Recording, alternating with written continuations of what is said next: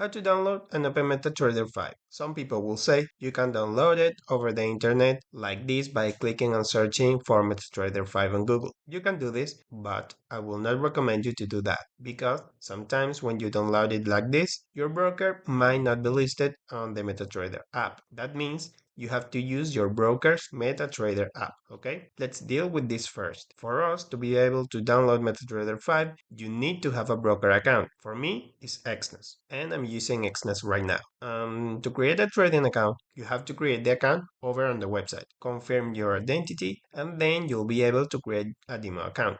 If you are using any other broker, that's okay. Proceed to create an account, either a real one or a demo account. And then you select MT5 from here. We select MT5, then you choose either a standard or a pro account. In this case, we are going with a standard account and we are opening a demo account for the sake of this video. And then you can just use a password of your choice and proceed to click on create account. Now, once you've created the account like we just did, you click on trade and now you can see it has brought you to download MetaTrader 5, and that is what we're going to be looking at first in this video. So you click on download, it's going to download immediately, and then from there you proceed to install it. It's not so difficult to install. Once you can see it on the download folder, you install it like you usually would with any other software. You run it and it will show you the installing wizard for MT5, like with any other app. So in this moment, let me pause the video and install it so I won't take your time. Welcome back. Once you are done installing it,